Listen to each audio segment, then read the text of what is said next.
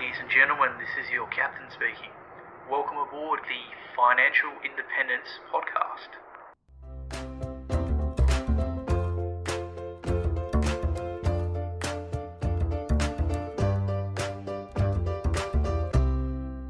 G'day, and welcome to another episode of Captain Fi, the Financial Independence Podcast, where I open the cockpit to some of the best and brightest in personal finance, as well as those who have reached or are on their way to financial independence. Before we get started, remember, nothing said here is financial advice, and you should always do your own independent research before making any financial choices. With that being said, I hope you enjoy the episode and learn something new.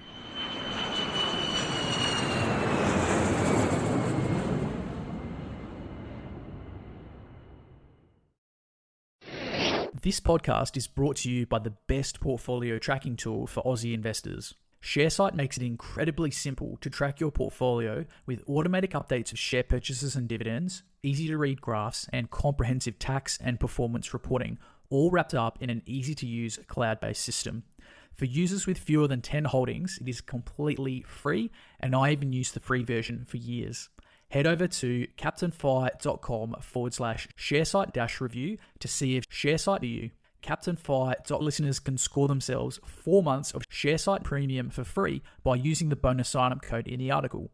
If you do ever decide to hold more than 10 stocks, be sure to use this code to get your first 4 months for free. Even if you do only plan to use the free version, using the code means if you ever do upgrade, you will still get your 4 months for free. Ditch the Excel spreadsheet and complete your tax with a click of a button by signing up today.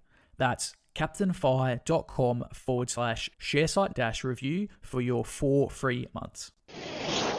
G'day, on board today is Phil Muscatello, the host and producer of the awesome podcasts Shares for Beginners, Stocks for Beginners, ETFs for Beginners, and Talking Companies. Wow, that's got to keep you busy. Now, Phil, he's not from a finance background, but he wants to learn more about becoming a better investor. So he hopes that his listeners come along for the ride and don't make the same mistakes that he has. Wow, this is sounding very familiar. Now, Phil actually has degrees in media production and literary studies. He played in some awesome psychedelic heavy rock cabaret bands in Sydney during the 80s before moving into a more stable career in radio, working at the ABC, the Australian Broadcasting Corporation, and Triple J. He was a religious affairs producer at a classic rock station and has worked extensively in corporate media production and voiceover recording. And I think after chatting with Phil, I can definitely recognize some of his voiceover recordings. Phil loves playing guitar, ocean swimming, cycling, going to the gym, and like us all, potentially drinking a bit too much beer on Thursday night trivia. Phil, thanks so much for joining us today. How are you going? I'm good, very well. Thank you very much for inviting me on. I'm a great admirer of your work and what you're doing, and especially the number of words that you seem to be able to produce. You're a one-person content creation machine. Thanks, Phil. Yes, I have been told that I have the gift of the gab, so maybe I should think about starting some more podcasts. I think so. I think there's not enough. There's more words than airtime that you're currently producing. Now, Phil, before we crack on today, can you tell us a little bit about yourself? So, where you're from and that kind of stuff. Oh, going right back, you want the origin story? Yeah, give us the origin story. Okay, well, just to start off, and I've been very quiet in the past about my age, but I'm proudly now announcing that I'm a boomer, okay? And for those millennials who are used to a 10-year period between 1985 and 1995, boomers were born anywhere between 1945 and 1964. So I'll just let you guess where I am. And I'm a bit of a tail ender, so I'm not like the hippie boomer of the 60s, but more of your 70s punk boomer. Anyway, getting that out of the way, I was born in Sydney and grew up in a wonderful, loving family. Always been interested in music, always been interested in playing guitar. I started playing guitar when I was 9 years old. Always loved literature, arts, an avid reader. I read so many books when I was young. And of course, which led me to go to a university, the University of Technology in Sydney. And that was a strange time. And that was when the political radicalisation was happening. So I ended up becoming a little bit of a political radical. Then After I left university, there was a recession. This is just something I just wanted to point out, that I don't think people understand about what recessions are really like, that Australia hasn't been in one for about 30 years. Now, in a recession, you just can't believe the despair. So when I left university, for example, it's not like now when you leave university and there's plenty of jobs to go into. There was no jobs, and I ended up driving taxis for a few years because, yeah, if you've got a media degree, there was only a limited number of TV stations or radio stations or newspapers. The media landscape was tiny compared to what's happened with the boom in the internet. So, yeah, I drove taxis, which was an interesting time because you were learning about life in the raw. And especially at that time, it was much less safe a time than it is these days. And it was in the days when you could be 19 years old and drive a taxi. Then there was the radio career after that, like I said, working at the ABC, Triple J in the mid 80s. Now, that was a really interesting time and very much a defining time for me, the mid 80s, working in radio, because you're kind of living at a very, what could be seen as an exciting level of life, being invited to all of the best parties, the best media parties. You'd go and see any gig. I saw all of the major bands and recording artists of the time, and you'd get invited and go there for free because when you worked in Triple M or Triple J, you had instant access to the VIP section, and I'm putting air quotes around that. Then in the late 80s, had a child, and then I moved into commercial radio, followed by starting my own recording studio, and I had a voiceover recording studio. And you alluded to my voiceovers. Now, I'm not a voiceover person. I'm basically a recording engineer that has recorded a lot of voiceovers. And in that time, I ended up doing a lot of work for what was called Mercantile Mutual, which is now been bought by the ING Bank, and doing a lot of work with financial advisors, funnily enough.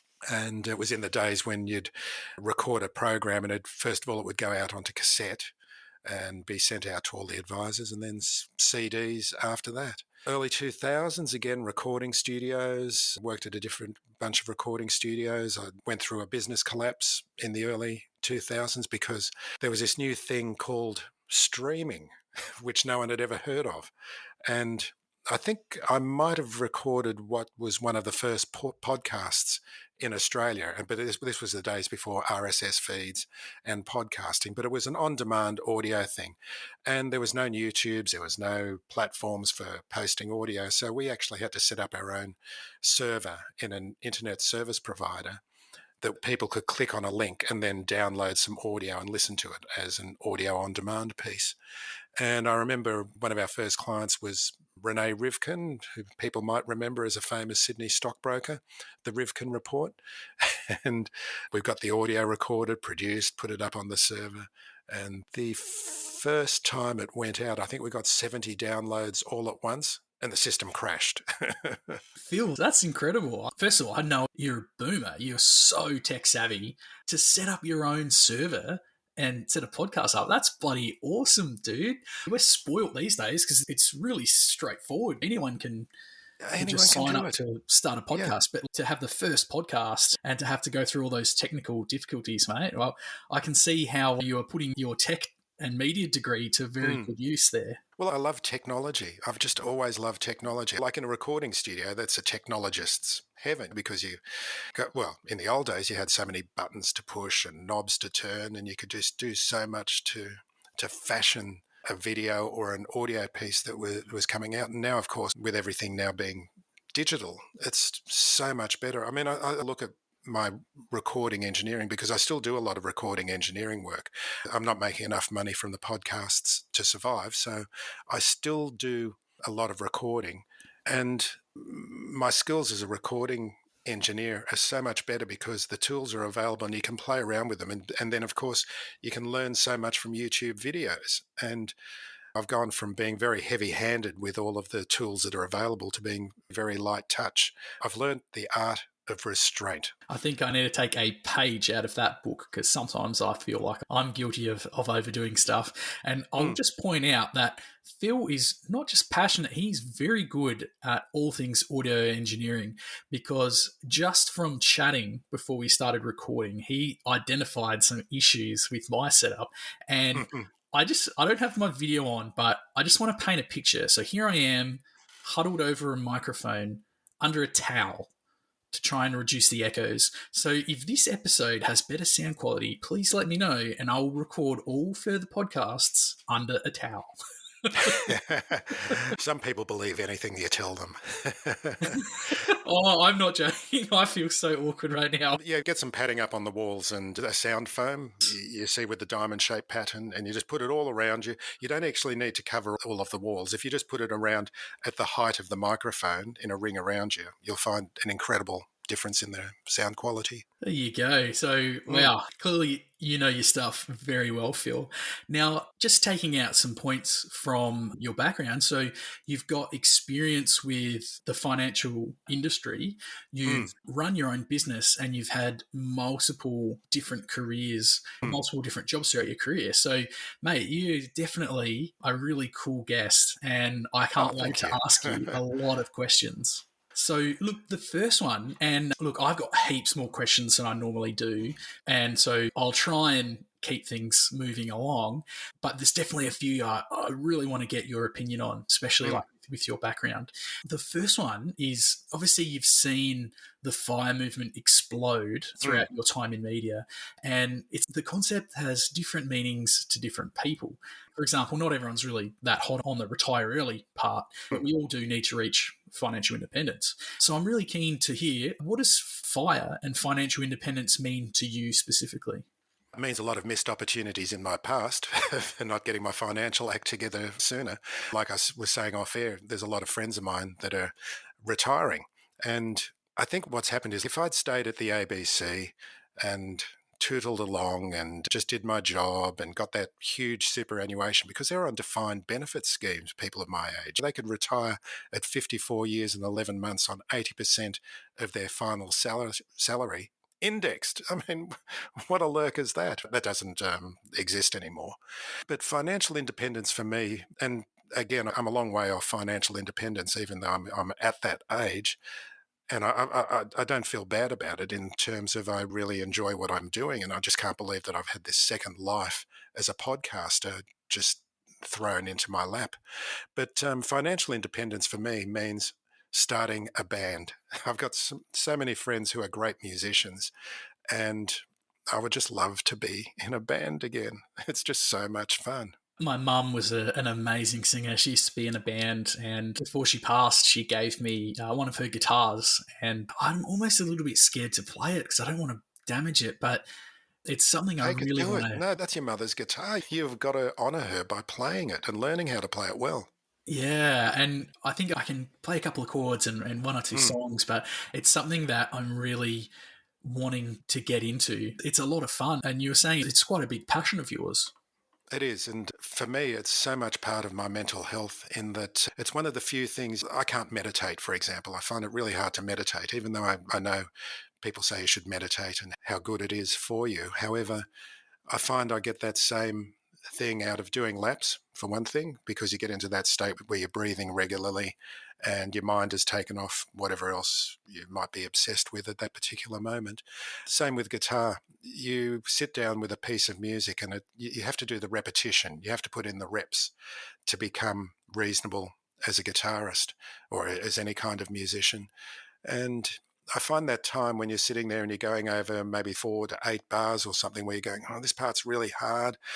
I just need to go over it and over it again because you got to get your fingers into the right position and it's got to turn into muscle memory so that it becomes fluid when you're actually playing something. And I love finger picking guitar. I became obsessed with finger picking style, that where you use the right hand, pick out a pattern that kind of interplays with what's happening on the left hand. So you start ending up with two sides of your brain working together. And yeah, I would recommend it to anyone. And anyone can play an instrument, really. I think it's about the time that you spend doing it. So yeah, pick up your mum's guitar. Yeah, I think I'll do that. When we put down this microphone, I'm going to go and crack open the case. And yeah, I've got a lot of really happy memories. And I was fortunate to take quite a bit of video footage of mum playing before she passed. And she loved it. I could see she was getting into these flow states when she used to play. And yeah, she would just be so happy despite everything that was going on. And I'll just point out as well is that I played and composed and produced the theme music for all of my podcasts. And to me, it's been a big part of how I feel about the podcast because I spent a lot of time trying to construct the feel that I wanted. And being fortunate and having friends with studios and great players and the great bass player who's one of my best friends, we were able to put together that theme. And for me, it just captures exactly the kind of mood I'm trying to create. And that's another part of having that creativity. It's just feeling right about it rather than you hear so many podcasts with awful music. Yes, I think I'm especially probably especially those corporate financial ones with those heroic corporate themes. I'm probably guilty of that too. I have a very cheesy intro that I think I need to fix. Cheesy's Maybe good. Cheesy's good. We don't I mind need cheesy. to maybe I need to contract you and your business to come and help me fix. Yeah, Chris and I will Um, come up with something for you. so, Phil, I was reading before a little bit about your career, and as you mentioned, corporate media content production, working for Mm, mm, ABC, multiple radio mm, stations. That's pretty mm, impressive. And then big corporate clients like Commonwealth Bank, ING Bank, mm. and other large organisations like the Australian Defence Force recruiting. That's really impressive. So, could you tell us a little bit about how you went from you mentioned you were driving taxis, and now you're running a business, you're consulting for billion-dollar industries, and now Mm. running your own podcast. Like, that's pretty impressive. How did you make the change? Oh, well, there were several changes in there. Well, I was just driving taxis out of necessity because, as I said, it was a recession. There was no jobs and it was very difficult to get a job in the media. I got my first job at the ABC by working in the stationery storeroom. In those days, that was the career route to get into the ABC, where you would get a job in either the mailroom, stationery storeroom, or going around and looking at all of the ABC equipment in what was called the assets department. And then once you were in, there was kind of a hierarchy that you were able to work your way up. And I started working in ABC radio and ended up at Triple J because that's exactly where I wanted to be. Triple J, which was then Double J and only a Sydney AM station, started in my final year of high school. And it was my passion. I just wanted to work at Triple J. And funnily enough, after I'd worked there for a couple of years and I was 27 years old and I felt I was too old for Triple J because a lot of my friends would make the transition from Triple J and then go to commercial radio. So I followed them and got jobs in commercial radio as well.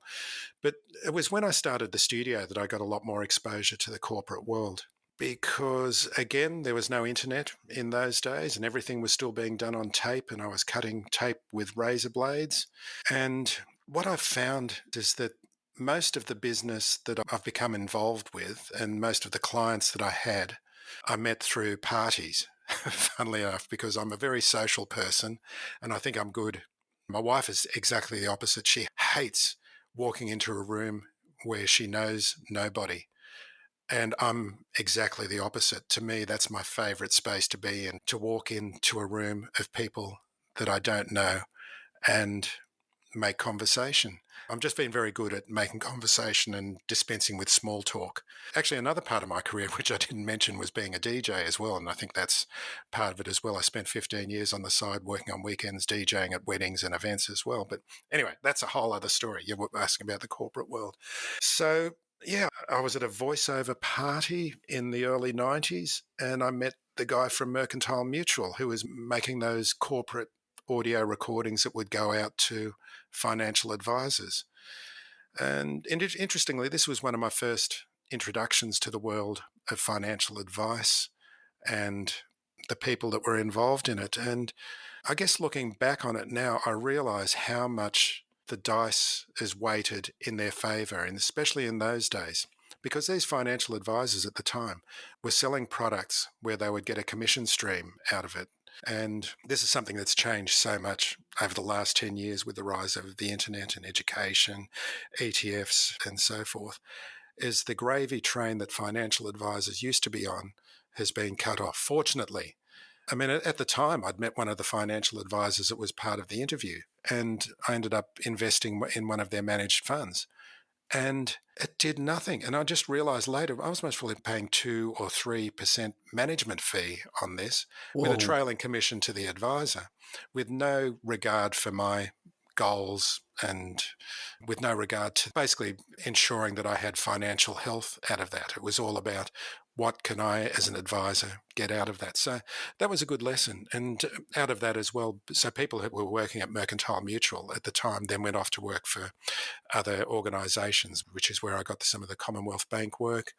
The Defence Force recruiting, that was really strange how that came about, because I've worked with the Australian Defence Force in kind of different roles through different clients. There was a guy who used to be in a punk band in the 80s who ended up working for this organisation that was doing events, and I ended up doing a lot of work alongside of him. In fact, this was really interesting, as I also did the music production for the Millennial Fireworks in 2000. So when they have the fireworks and the music track plays in the... Yeah, I remember watching it. Yeah, that was really cool. I mean, I don't even think about that anymore, but that was an audio production that I worked on that was most probably listened to by billions of people because, of course, Australia, it was the new year, the year 2000, the millennial tick over, Y2K, bub. I was going to say you weren't worried all your tapes were going to melt when the clocks reset for the millennium bug.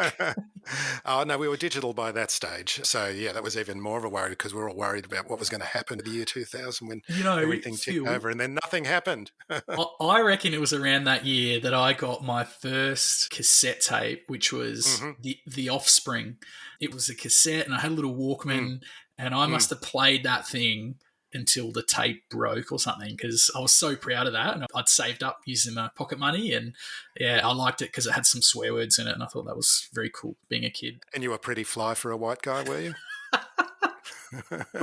Well, unfortunately, in the end, my parents figured that the tape and the tape player and the offset, well, they got to keep them separated to stop me from listening to it.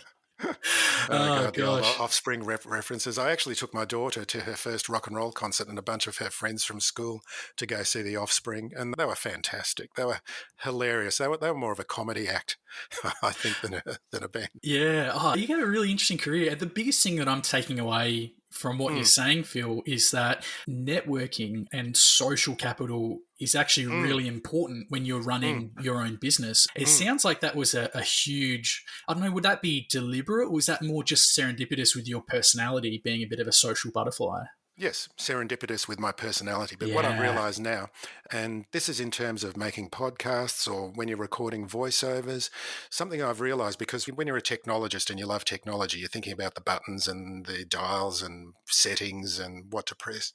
And what I've realised now is when you're in the studio, whether it's recording a voiceover or recording a podcast, what it's all about is reducing friction. You want whoever you're speaking to or whoever you're recording to feel comfortable, unpressured, and that they're not going to be saying anything wrong.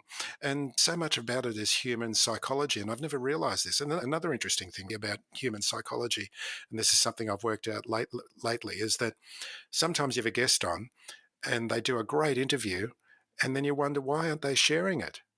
And you think it's because they don't like the interview, but often it's because this is the first time they've heard themselves. Everyone hates the sound of their own voice. Believe me, everyone hates the sound of their own voice. And I've realised now that you actually have to gently cajole some people who've been guests on the podcast to share, because they don't feel like that they've reached the standards that they believe that they should have as part of their public persona. And this is something that people need to shed as well, that we're all human beings. We're all got that little voice inside of our heads telling us that we're not good enough, or we're crap, or I could have said that better. But yeah, that's part of what I feel like my role is, to get people to not listen to that voice and to feel that they are important and good enough in and of themselves. Yeah, it's so important. I've definitely felt that imposter syndrome. And I think it's awesome to just go, hey, let's just cut down the expectations. Let's just give it a red hot crack. And even if you stuff something up, you're just going to learn from that experience, right? Like, I remember one of my mentors telling me that fail just stands for first attempt in learning. And it would be a bit crazy to think that I could just go and open mum's guitar case and pull it out and just hammer out an amazing guitar solo like that you could do. Well, that's just absurd. Yeah, I'm going to go and try and learn to play Smoke on the Water and a few smaller, easier songs and build my way up. And yeah. Hang on, we draw the line at Smoke on the Water. Hey, now, look, I think it's a really good segue into shares for beginners because we're really talking about just getting started and not overcomplicating things. You host a very popular podcast, the Shares for Beginners, and you've got a few more, but just on Shares for Beginners, can you tell us a little bit about how you made the jump from running your recording studio to hosting one of the most popular podcasts about beginners investing? Well, because of my radio background, what else am I going to do? Podcasts present themselves as the obvious choice. But no, I do love podcasts. I've been listening to podcasts for many years, and I've also been investing poorly for many years. But I've been making podcasts now. Do you know Carl Kruzelnitsky from Triple J? Yeah, wonderful. I love listening to his segments. Yeah, well, I've worked on his podcasts over the years as an editor. So that's where I learned how the back end of podcasting works. And then I also started several podcasts. Like I had one, the cliche was me and a few mates sitting around talking about music, and which, of course, I think has had 2,000 downloads in the course of its history. But again, that gives you an idea about how it's done and how to produce it and how to do remote recording like we're doing now. And then I worked on a leadership podcast with another friend. And then just one day, I don't know, just the name Shares for Beginners came into my head, popped in there, and I thought, oh, well, I'll give it a go. And I had no idea about how to approach the financial services industry. And so the first guest I got, he was a local financial advisor. And I might sound like I'm down on financial advisors. I'm not. There's some great financial advisors out there. And this is a local guy. And I got him onto the podcast. But apart from being a financial advisor, he had a law degree, accounting degree, and he'd worked in the City of London. So he knew everything about it and investing. And I couldn't have asked for a better first guest. And he gave a great interview and we got that out there. Then I just started contacting people.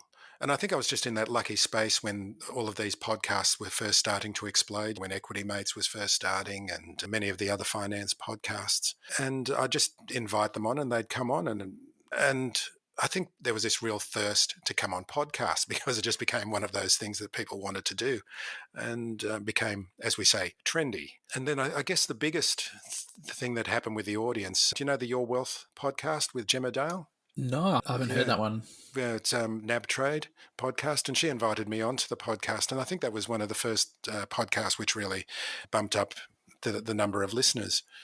And so, yeah, I just started building it up from there. But it really came about. The other thing about it is my whole idea behind the podcast was that I've been investing poorly for many years. I wanted to learn how to do it. Why not talk to experts about it, and hopefully people could come along and share the journey about that, which is really what I've been trying to do. And I know I get comments sometimes from listeners that they want a series of actionable steps on to how to become a share market investor. And I can't do that. I can't really say that because it's too complicated. There's too many things to learn. I just hope that by listening, we'll learn about so many facets of the industry. And this is, I mean, even just the basics. It's like being able to open up your super and understand what's happening with your superannuation account. Because I think I spent a lot too much time on asset allocation and the different asset classes. But to me, it's a fascinating subject. And you need to know how your money in superannuation, because we've all got superannuation, is being invested, and understanding that, even just those basics, you need to understand, because you don't just want to be in a situation where suddenly you do have to look at your money, take it very seriously, and have no idea on what's going on with it. And if I can just backtrack a little about the mistakes that I made, of which there have been many, and the main one has been that I was with a share broker for 10 years and I lost a lot of money investing while I was with him. And I'm not blaming him because he's just doing his job, but again, he's making money out of people trading, his clients trading, and he was making money out of me trading. But he was not giving me any financial education, and he had no reason to give me financial education. But these were in the days before you could go online and find a YouTube video to learn about investing or podcasts about investing. You had to actually do a little bit more serious research, and there was not a lot of the financial independence. micro investing, pushing the idea of the long-term investing, dollar cost averaging, all of that stuff, which is what I should have been doing sensibly. And I'm ashamed to say it, at the end of that 10 years with that financial advisor, which coincided with starting Shares for Beginners, is that I didn't even know what an ETF was.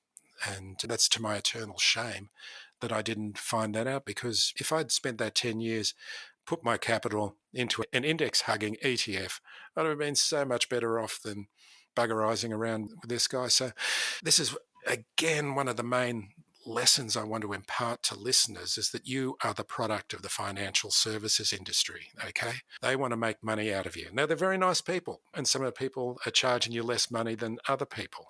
But in the end, you are where the money comes from that funds this enormous industry. Yeah, I think drawing like a big delineation between financial advice and financial education is super important. And I think that's what a lot of people do, like yourself and me included, is we're really focusing on that financial education as opposed to the somewhat transactional financial advice industry. And I totally agree with everything you've said there, Phil. I think myself included, as well as a number of other really popular people in the financial education sector here, which does include some financial advisors. So I recently spoke to a financial advisor, and she had done the exact same thing, as in being put into a very expensive managed fund, really high brokerage costs, transactional costs, and underperformed a basic index. I was the same, she was the same. It sounds like you're the same. And I'm really hearing this story again and again about people that this is what drove them to educate themselves, and then now they're giving back to the community. And I think it's awesome. I think, as you said earlier, like the friction points are being removed, and it's making it so accessible for people to be better now than they ever could have been with their money, which is bloody awesome.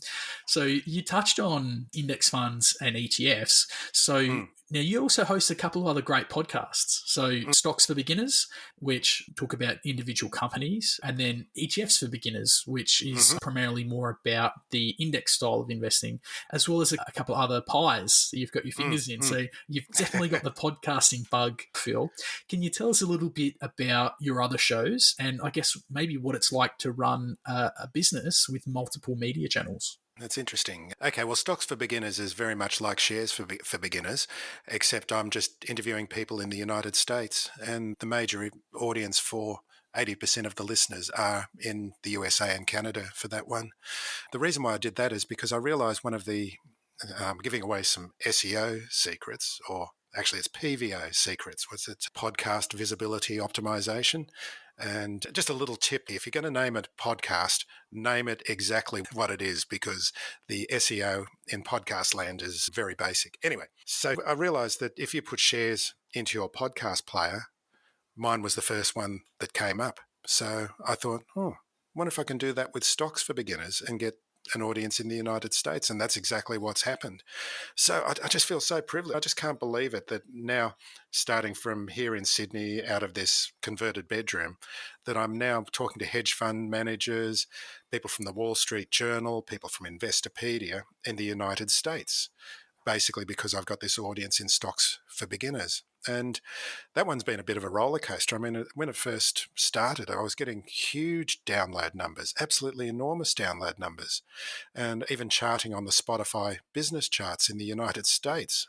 The audience has dropped off since then, but I've got now a very good basic level of engagement with an audience over there, and that's actually going really well. In fact, I've only just started selling my first affiliate marketing products in the United States this week, and I've sold 4, which I'm very excited about. That's awesome. Yeah, I'd never really considered that you would have to do SEO with podcasts, but I'm thinking, of course, PVO, sorry. Yeah. Check out Voxelize.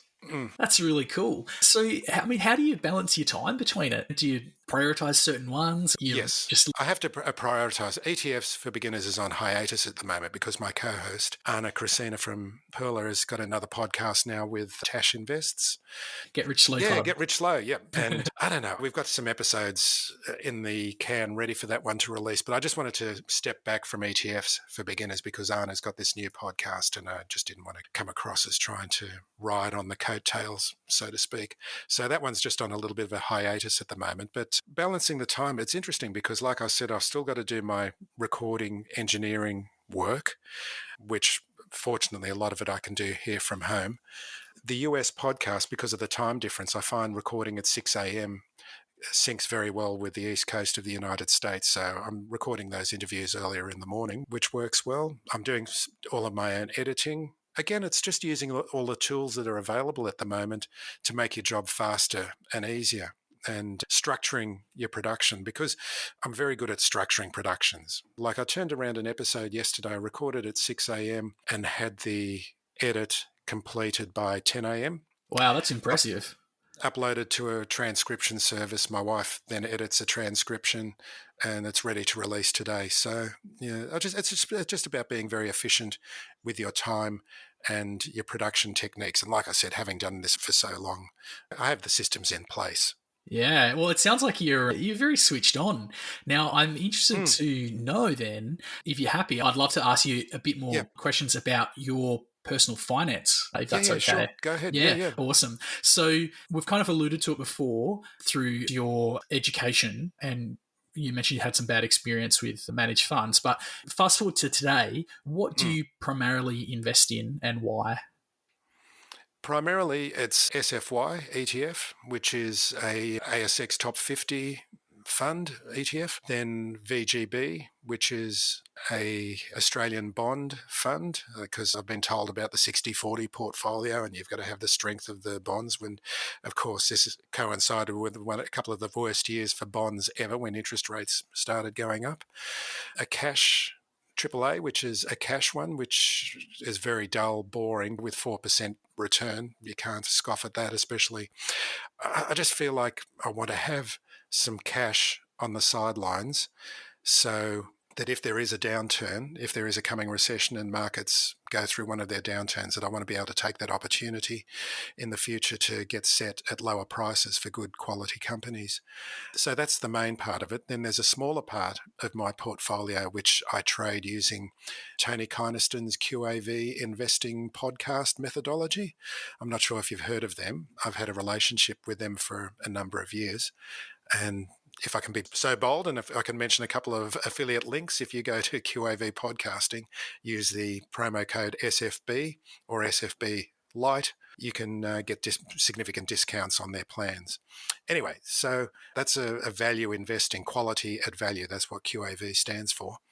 And so what that means is that and I'm using the light version, which means I'm not using the full-blown spreadsheet where you do a lot of your own research. You just get recommendations when to buy and when to sell particular companies. And I've been doing that since February. And the return, it's a negative return, but there's a number of stocks in that are doing quite well at the moment. So basically, yeah, that's my investing story at the moment. Okay, cool. So just to summarize, so you do basically a core satellite approach. Yes. And you have the bulk of your investments in just a basic index tracking fund. Index track and ASX 50 index tracker. VGB, which is Aussie bonds, Aussie government bonds, and AAA, which is cash, basically. Which is cash. It's just, and the short-term cash rate. Yep, interesting. Now, I know a couple of people are probably interested to ask why you've preference towards, would you call that a large cap index fund? So just a top 50 index as opposed to, say, like an ASX 300 or a total market? That's a good question. I think you'll find if you check out, it does outperform the ASX 200 ETF, and it's done slightly better. And when you're buying an ASX 200 ETF, basically, the top 50 companies would be, 90% of it, I think. What is it? BHP is 10% of the ASX 200. Commonwealth Bank is about 8%. Coles and Woolies is about a little bit under 2%. So the top companies, the top 50, are basically going to be what the ASX 200 is. The smaller ones are not going to make any difference to that. So, performance and concentration is the reason why I went with SFY. Yeah, it definitely, so it's more the blue chip funds, and yeah, it's heavily weighted towards that on a market cap weighted index fund. Yeah. Pretty much the same thing. I mean, that's the same logic that I use to go for the ASX 200 versus the ASX 300 fund. I think the 200 Although fund... interestingly, I had Dave Gow on the podcast recently, and he's got most of his money in an ETF. I can't remember which one it was, but it invests in the top 100 companies from around the world. And that's a really interesting thing to look at. Is that the NASDAQ? And that's not NASDAQ, I don't think. No, that's just, they're companies like it'll have companies in Europe, companies in the UK, companies in South America, and companies in the S&P 500. And I think there's a couple of companies from the ASX 200. But yeah, very basic. An interesting way to think about investing as well. Yeah, I'm going to have to go and check out his blog. He's got an awesome website. So I have Great to do guy too. Great guy. Yeah. I remember having a chat today. If he came on the podcast way back in the beginning when I was just starting off, and he's got this awesome book, Strong Money Australia, that he's recently which has been published. going great, hasn't it? Yeah, a fantastic book. Yeah, really enjoyed it. Definitely recommend everyone have a read. You can get the ebook version. I think it's a bit cheaper, or if you prefer the paper one, you can buy that on Amazon as well. So definitely check it out.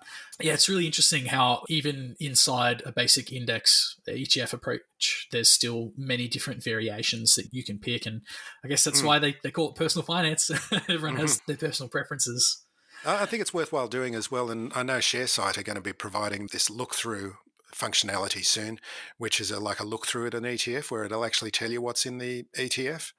Because I think so many people, they'll buy an ASX 200 ETF, then outside of it, they'll go and buy BHP. And you've got to ask yourself, well, do you really want to concentrate your portfolio that much? So, yeah, it's just learning about these things, benchmarking, look through what's in your ETF. Again, these are simple things which are worthwhile understanding without having to go full blown into picking your own companies and buying directly shares in the share market. Look, I probably need to do some more reading on this area. I'm not an expert by any stretch of the imagination. I just have a couple of basic index funds, Australia, US, and sort of world minus US, and I just keep it very basic. Just on how you mentioned you were doing a little bit of stock picking now, I've personally had some bad experience with that.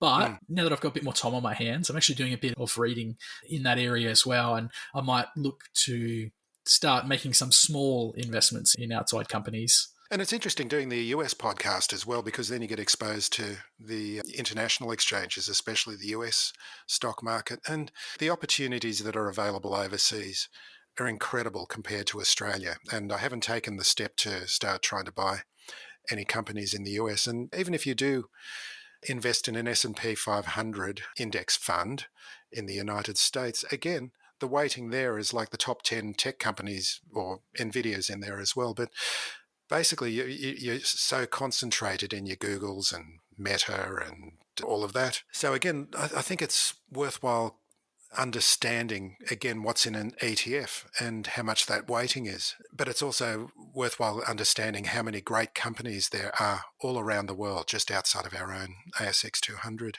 Yeah, definitely worth having a peek under the hood, so to speak. Now, Phil, so you mentioned you're kind of working towards a goal and you'd love to get back into music and playing in a band. I think that's a bloody awesome goal. So I guess having said that, like reverse engineering, do you have a FI number or a set of passive income that you're aiming to work towards? Simple answer, no. As they say, downhill, one ski, no poles. I'm just making it up as I go along. I think a lot of us are. Yeah. We'll get back to the show in a moment, but for now I want to ask you a question. Do you have a side hustle? And if you do, is it scalable? My side hustle is building and running websites, a form of digital real estate. Now, it might sound tricky to make money online, but really, they're just small online businesses that have low overheads, high margins, and which you can easily scale by outsourcing. If you've ever read The 4-Hour Workweek by Tim Ferriss, then you're on the right track. What I love about websites is, just like my investments, they're working 24/7 to make me richer. And I can put as much or as little effort into running them as I like. I can pay a writer to produce a piece of evergreen content, which is then edited and posted by a virtual assistant, and then it can be viewed potentially millions of times and easily updated by my editors over the years to remain relevant. If you want to learn more about this lucrative side hustle and retraining for the digital workforce revolution, then check out my article about making money online and read my review of the e-Business Institute and their online self-paced courses. The e-Business Institute cover everything from total beginners right through to advanced web design and how to buy, renovate, run, and sell websites for profit. As a graduate of the e-Business Institute, I can't thank Matt and Liz enough for the valuable web skills I've developed, and now I can enjoy growing my portfolio of websites for semi-passive income. Captain Fi listeners can register for free access to some of their resources by following the link in the e-Business Institute review article on captainfi.com. So, what are you waiting for? Start learning how to build a portfolio of digital real estate and use websites to make money today.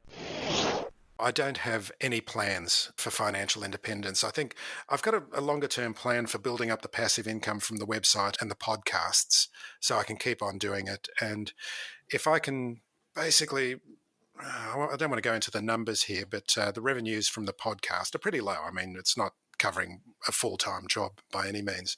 But if I can triple that, then making passive income from affiliate marketing and sponsorship, I would be happy with that, and I can survive for several more years. It's a really interesting concept. I love what Yes. I do. I want to retire. I mean, Yeah. I feel like I've been given this fantastic gift of the podcast, which has fallen into my lap. I'm meeting the most amazing people. People want to talk to me and hear my opinion on finance, which blows my mind, but I still have access to all the technology. And as you can hear, I love technology. And so anytime some new piece of software comes out, or a software as a service, I'm trying it out and thinking, well, can this help me? Can it make my life more efficient? Can I save some time by utilizing this technology? And of course, AI has been great for that as well. Not that I'm copying and pasting anything in AI, but just to suddenly go, oh, I just need some headlines here, or I just need a few words here I did an episode the other day about tortured analogies, trying to come up with analogies to explain investing concepts. And I just got this list of tortured analogies out of ChatGPT. And it was just great to be able to talk about them. Yeah, tech is definitely making the job a bit easier as the different tools come out. It's really awesome to hear that business is a core part of your quote unquote retirement strategy. And it's awesome when you love what you do and you're able to do it. There's really no incentive to stop. I mean, I remember interviewing Matt and Liz Rard, and they're really big on content websites, and they also train people on how to set up their own content websites and different online businesses. And I said, okay, well, what's your FI number? When's enough? And they just looked at me, huh? They had no plans to retire at all. They absolutely loved what they did and what they do. And so not everyone is barreling towards this FI number so that they can have a complete pivot. So I think, we don't really talk about... You have to challenge. You have to have a challenge in life. That's what makes you feel alive. Yeah, and that's something I've experienced. Like, I've definitely sat around not doing much for a period of time. And you go, well, no, I need to be doing something. It's not that you have to be contributing to society, but as you say, you want a challenge, you want a goal. It's exciting. It's boring to just sit around and do nothing. So it's awesome that you've already got that vision for what you want to do set out, because a lot of people don't have that, and it can be a bit of a rude shock when you quote unquote fall off that retirement cliff. That's right. The only thing is working out how to start the band and what the band's going to be called. Well, I'll tell you what, I'll keep practicing guitar and maybe one day I'll be good enough to try out. I think so, definitely. We want you on there. So many great bands came from Adelaide. So, Phil, one of the best things we can do on the journey to FI is basically look at what successful people are doing and copy them. And this is especially true when it comes to self-education. So with that in mind, and knowing that you have interviewed hundreds, not thousands, of awesome guests, do you have any favorite resources that you've come across? So books, blogs, podcasts, that kind of thing.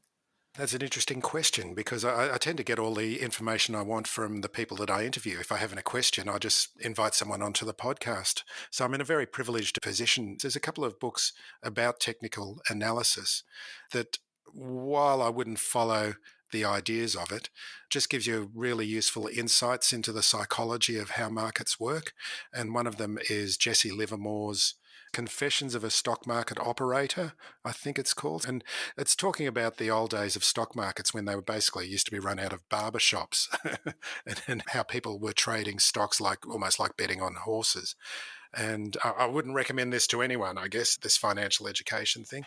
But the podcast, your podcast and your website, and Dave Gow, Investing Wise, Your Wealth is fantastic. What the Equity Mates guys and what Owen at Rask are doing fantastic. That's fantastic. Well, I'm going to put in the show notes links to Phil's shows, the shares for beginners and the stocks for beginners, and definitely go and have a listen. He's got some bloody amazing interviews there. Now, Phil, we were kind of chatting before, and we just got, I guess, a few questions which I think are awesome. They fit outside the usual sort of questions I might ask in a podcast. But given that you have such awesome knowledge on this from interviewing so many people, I thought it'd be poor form to omit them. So I'd love to go through some of the questions that we were talking about. So the first one is, what are some of the common traps that new investors could fall into? Oh, so many of them. First of all, taking the advice of people who are in the finance industry who don't have your best interests at heart. I think part of it is and I get this all the time. I go into the pub and meet mates in the pub, and it's, you're Phil, you're into shares. What do you think about this stock? And it's, what do they do? Oh, lithium. And it's the whole lithium story. I've been hearing about it for the last couple of years. And I think what people need to understand is, if you've just woken up one day and you've read a story and you realize, we're going to have a lot of batteries in the future and they're going to need lithium, that is not a story. The finance industry knows about this already. Everyone knows about it. There's all these experts in the industry who are forensically examining companies for which ones are going to be worth more money in the future. And not only that, things like lithium are a commodity. Anyway, I could rave about that. I've got a new comeback to that now because I've heard about vanadium. Apparently vanadium is going to take over from lithium in the future. So that's rule number one. The second one is to educate yourself. And I know this is more by way of advice, but you're not going to be able to resist some of the traps that I talk about unless you know what's going on. And to have some basic knowledge about the finance industry and how it works it's just going to save you money because you're going to understand the way that people are going to be trying to get to you. The other thing is that without educating yourself, you take your first step in the market because you've heard of a stock tip. You go and buy a particular company, it goes down in price, and you sell it and you lose money and you go, that's not for me. Then the other one is that you've bought that first company or stock in the market and it's done really well. And you think, this is easy. Anyone can do this. And that's when you go and lose money because you get overconfidence. And it's also about understanding your own psychology. Having seen this and having been through the global financial crisis myself, people who just couldn't take it anymore because they're looking at all that red on the screen. And when the market is down, they go, I can't do this anymore. And they get out of it, out of the market. These are the kind of mistakes. And again, it's just by following someone's advice for too long that's not working. That's the main trap that I fell into. And I don't know, is there any others? Oh, definitely. I reckon particularly just can talk to that last point about getting out when the market's red, so to speak. And it could be indicative of your investments might not be aligned to your risk tolerance. And that's something actually I wanted to ask you is about compounding future values. And I guess if you're in that position, why is it important to start looking about long-term and compounding future valuations? I would recommend anyone as part of their meditation is to go online and look at they're called compound interest calculators or final value or present value calculators. And I think some places have this where you can put in an initial amount into this calculator and then say put in an amount that you're going to put away regularly on a monthly or fortnightly basis, whatever, and plug in a number of the interest rate, which would be, say, let me just conservatively say 9% if you're going to be investing in the ASX 200, and then just have a look at what it outputs over the next 10, 20, 30 years. and you'll see how much money that can be just made. And just to sit there and think about it and let it sink in. And I'll just talk about another situation recently. I was talking to a young friend of mine, and I've spoken about it on the podcast a couple of times, this particular story. He's about 30 years old. He's a tradie, makes good money, spends a lot of time surfing, loves his surf. And he's completely despondent that he's never going to be able to buy a property in Sydney, especially in the suburb that he grew up in, which is now a very desirable suburb. And I said to him, well, have you thought about just putting money away and investing in ETFs for the long term, just dollar cost averaging, putting money away? And do you know what he said to me? He said, no one has ever had this conversation with me. At 30. And you can't blame the parents as well, because the parents of a generation where it was a lot easier to buy a property, and property has done very well over the decades. And a lot of people are just not interested in the share market and what value can be gained out of it. So, yeah, I think just think about what you can do, because when you're 30 years old, you feel old. I remember, I left Triple J when I was 27 because I was feeling old, if you can believe that. And you don't realize how quickly those years in between can go. And if you're putting that money away and you're letting it compound and you're not touching it, after 30 years, it's an insane amount of money that it's going to build up into. Yeah, I find even myself in a position where I'm so grateful for the fortune that I found myself in. And yeah, 32 years old. And having said that, I started working as a teenager and living a fairly frugal lifestyle, and was a high income earner just by saving and investing. I feel like You're I didn't so spend the frugal. money. Yeah, I saw your post the other day about how much you spend. Well, the thing is, I am so happy with my lifestyle. Like, I just think I'm so privileged. Like, if I'm cold, I've got access to all these beautiful clothes, soft clothings, always clean clothes. I can wash them anytime I want. I can flick a switch and light comes on. I can push a button and air conditioning will heat the house. I've got an electric blanket on the bed. I've got wonderful sheets. I've got a refrigerator that always runs and is full of wonderful food. And if not, I can go down the street and choose from any of these restaurants or supermarkets, markets. Drinking water, clean, treated drinking water coming out of the tap. It's safe. I've all these public amenities. Like, I think we are just so lucky, so fortunate. People just don't realise that people get so screwed up in their own minds about how terrible things are.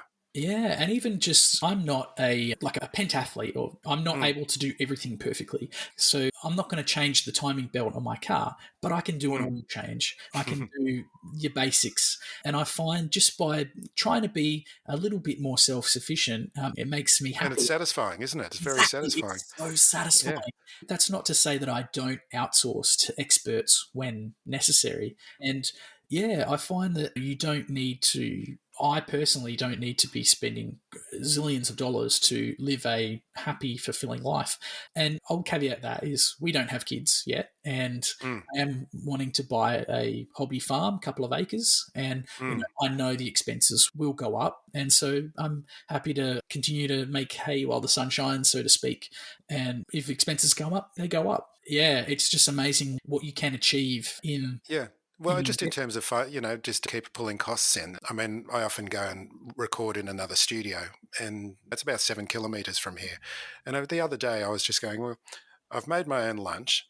I ride my bike there and back, and I made my coffee before I left home. And I sort of think, well, I've just saved $20. And it doesn't sound like a lot, but that's $20 that still remains in your pocket.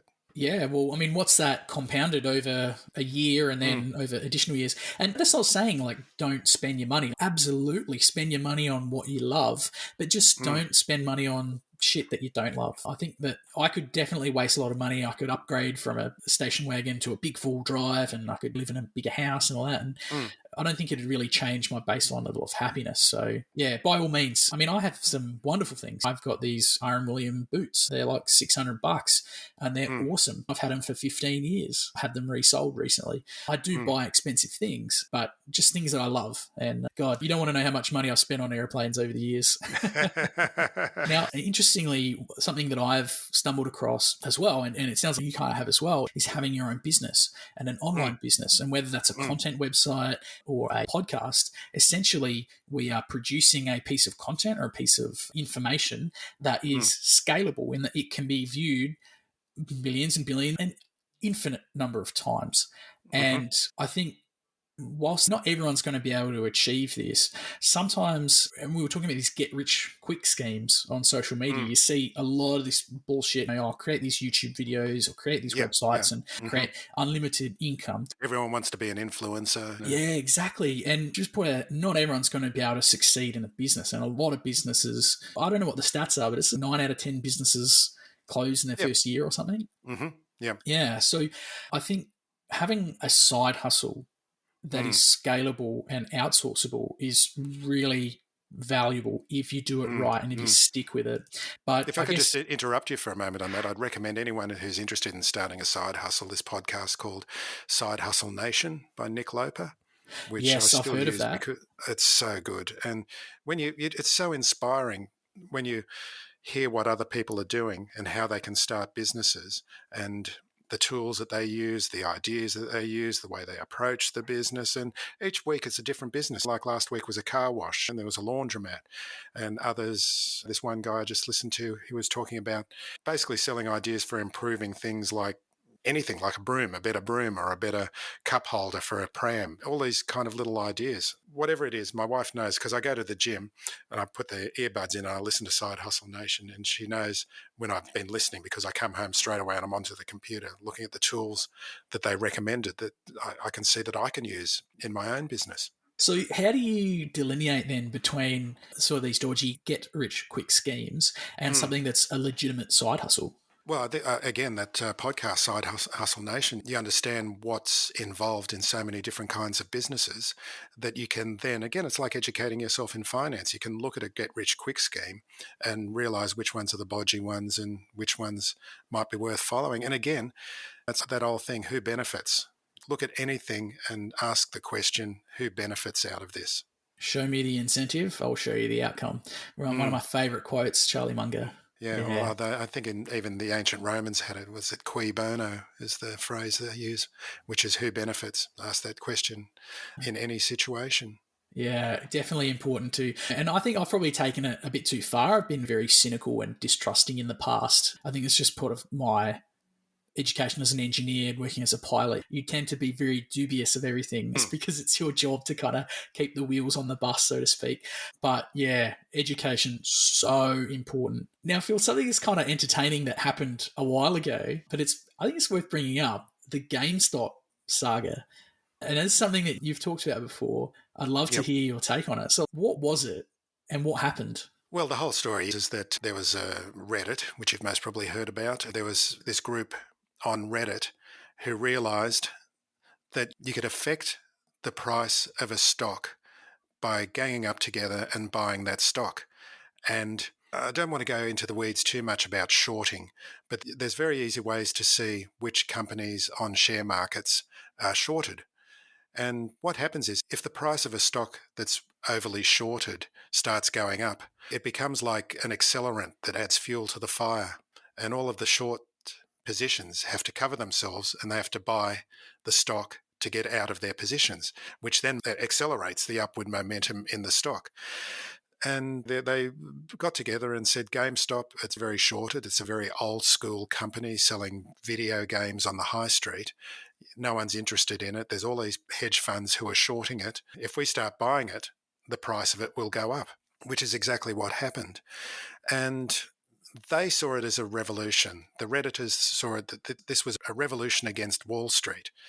But what they didn't realize, and I think one or two hedge funds did go down, but generally Wall Street ended up making shitloads of money out of this. And the reason being is that Wall Street is very good at clipping the ticket as people buy and sell or do any kinds of transactions within the industry. And I'll preface this by saying that I found all this out from one of my interviewees, Spencer Jacob from the Wall Street Journal, who wrote a book about this and how it was the revolution that wasn't.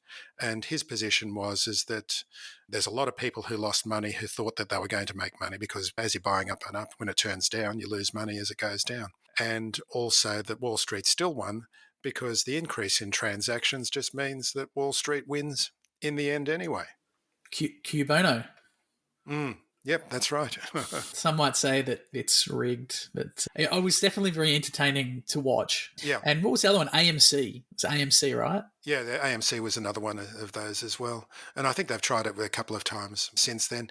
Interestingly, this is the kind of behavior that has been going on Wall Street for decades anyway in the industry. It just felt like that because of the power of the internet and the power of social networking, that people being able to get together and do this felt that like they were taking power away from Wall Street, but it never happens in the end. Wow. They always win in the end. Yes, the house always wins. But I mean, isn't that just a sort of fancy way of saying market manipulation? Yes, of course it is, yeah. Yeah. But there was never, even though they had an investigation into it, the SEC had an investigation into it, they weren't able to prove market manipulation in that case.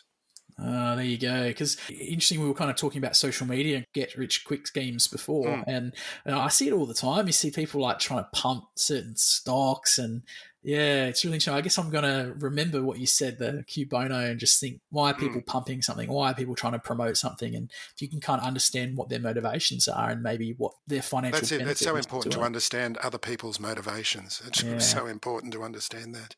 Yeah. And just have confidence in yourself. Again, it's looking at yourself, taking a good, long, hard look at yourself and understanding what's good for you. Because most people are nice people and we're easily pushed around by especially fast-talking salespeople or even just people who impose their own confidence on us.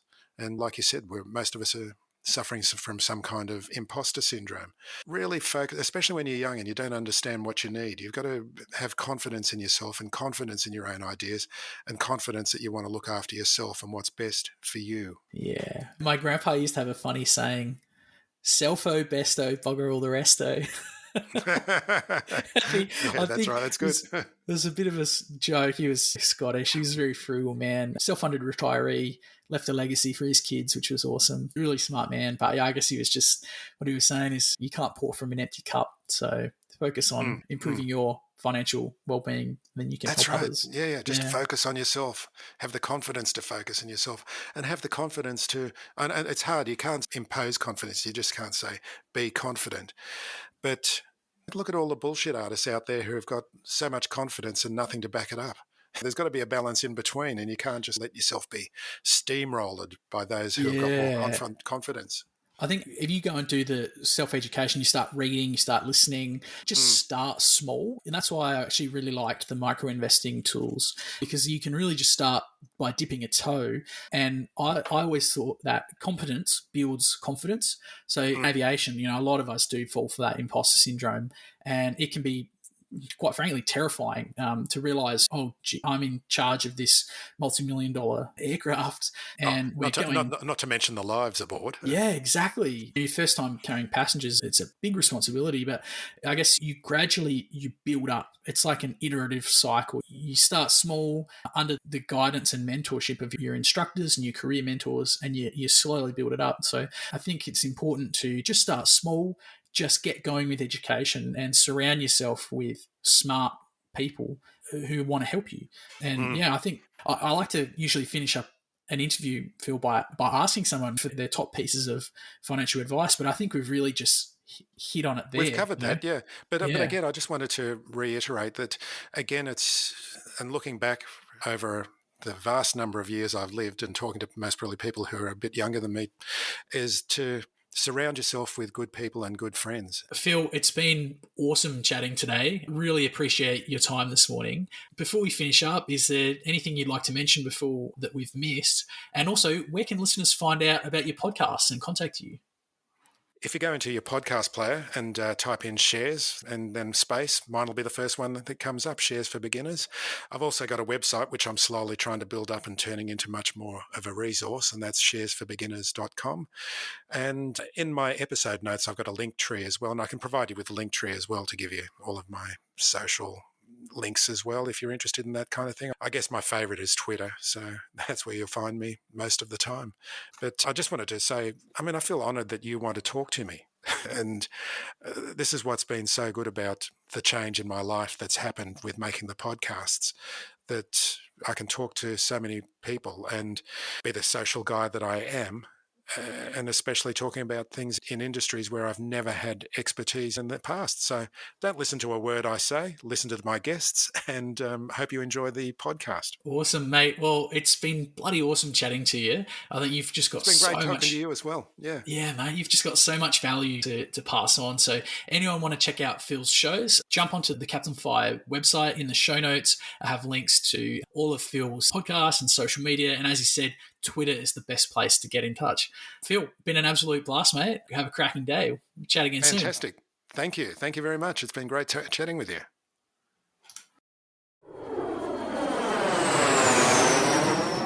Thanks for listening to another episode of the Captain Fi Financial Independence Podcast. To read the transcript or check out the show notes, head over to www.captainfi.com for all the details. If you have a question for the captain, make sure to get in touch. You might even make it on the airwaves. You can reach me online through the Captain Fi contact form or get in touch through the socials. I'm active on Facebook and Instagram, as well as a number of online finance and investing forums. And finally, remember, the information presented on the show and the links provided are for general information purposes only. They should not be taken as constituting professional financial advice. You should always do your own research when making any financial decisions and make sure it's appropriate for your personal circumstance.